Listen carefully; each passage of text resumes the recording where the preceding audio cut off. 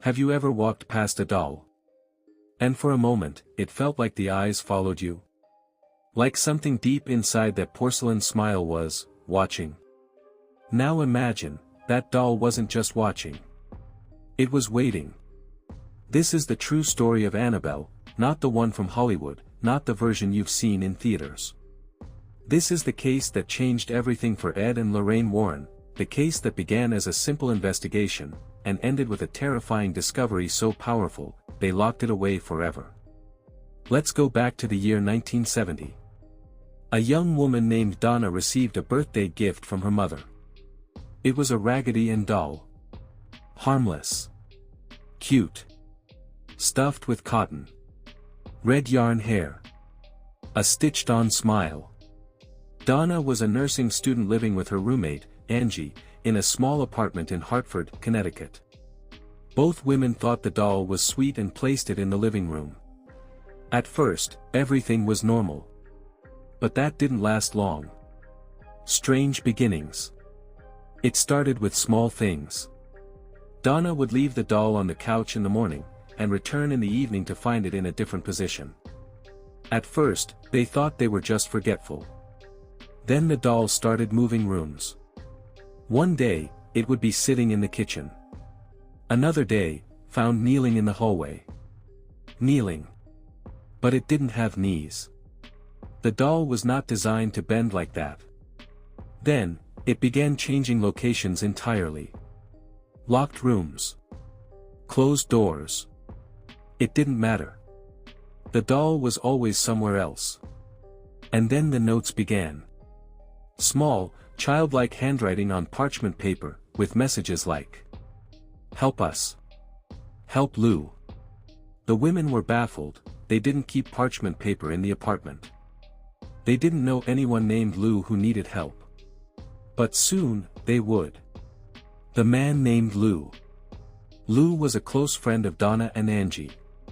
He often came by and grew increasingly uncomfortable around the doll. He insisted something was wrong. He claimed he had dreams, dark, twisted dreams, where the doll would crawl up his chest while he slept and try to strangle him. One night, Lou was asleep on the couch. He woke suddenly, paralyzed. The doll was sitting on his chest. Before he could scream, everything went black. When he woke up, the doll was on the floor across the room. Later that week, Lou heard strange sounds in Donna's room. He burst in, expecting to find an intruder. But the only thing in the room was Annabelle. He approached the doll slowly, hands shaking. Suddenly, he felt a searing pain across his chest. He looked down, 3 claw-like slashes, bleeding through his shirt. No one else was in the room. And no one could explain how it happened. Seeking help. Frightened and desperate, Donna reached out to a medium. A séance was held, and the medium made contact with what claimed to be the spirit of a young girl named Annabelle Higgins. According to the spirit, Annabelle was a 7-year-old girl who had died tragically on the property years before the apartment complex was built. Her spirit was lonely and felt comforted by Donna's presence. She asked for permission to stay with the doll, to inhabit it. Moved by the story, Donna agreed. She thought she was offering kindness. But what she was actually doing, was giving permission to something far more sinister. Enter Ed and Lorraine Warren. As the activity escalated, a priest referred the case to Ed and Lorraine Warren, already known by then as experienced investigators of the paranormal. When the Warrens arrived, they took one look at the doll and knew something was terribly wrong. Lorraine sensed a dark energy radiating from it, not just a ghost, but something inhuman. Ed explained to Donna and Angie that spirits do not possess objects. That's not how the paranormal works. Spirits, especially demonic ones, manipulate objects as a way to get closer to people. In this case, the doll was being used as a conduit. It wasn't Annabelle. There was never a child. It was a demonic presence, pretending to be innocent, to gain sympathy and trust. By allowing it to stay, Donna had invited a demonic infestation into her home. The exorcism and the aftermath. The Warrens contacted a Catholic priest, Father Cook, who performed a blessing of the apartment. Not a full exorcism, but a powerful cleansing prayer designed to drive out evil. The activity stopped. For a while. But the Warrens didn't want to take any chances. They took Annabelle with them, locking her inside the back seat of their car. During the drive, the car engine stalled several times. The brakes failed. The power steering locked up. Ed opened his briefcase, sprinkled holy water over the doll, and prayed the entire way home.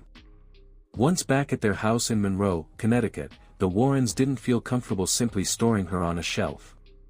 Annabelle wasn't just an object. She was a vessel. A magnet for evil. They constructed a specially built glass case, made of blessed wood and glass, and placed her inside, surrounded by relics, crosses, and protective sigils. The sign on the glass reads, "Warning, positively do not open." And to this day, that warning remains. The motorcycle incident. You might think the story ends there. But evil doesn't sleep. Months later, a young man visited the Warrens' occult museum with his girlfriend. He laughed at the doll. Mocked it. Banged on the glass, daring Annabelle to scratch him like she had done to Lou. Ed asked him to leave. On the ride home, still laughing, the man lost control of his motorcycle. He crashed into a tree, and died instantly. His girlfriend survived, and told authorities that just seconds before the crash, he was still talking about the doll. Annabelle doesn't like being mocked. Annabelle's legacy. The Warrens never allowed anyone to touch the doll again. Lorraine said the energy around it pulsed with malevolence. They brought in priests regularly to bless the room and the case. Annabelle became the most dangerous item in their entire collection, even more feared than the conjuring mirror, the satanic idols, or the haunted masks. She now sits, locked away, in the Warrens' occult museum. Still. Waiting. Watching. And sometimes, moving.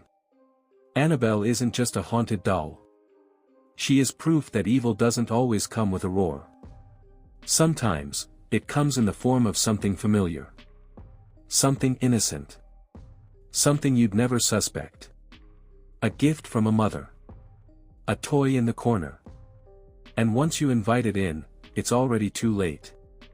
This is the true story of Annabelle. And even now, decades later, those who've seen her, who've stood in front of that case, say they can feel it. A presence. Waiting. So if you ever come across a doll with a sweet smile and stitched eyes, don't be too quick to pick it up.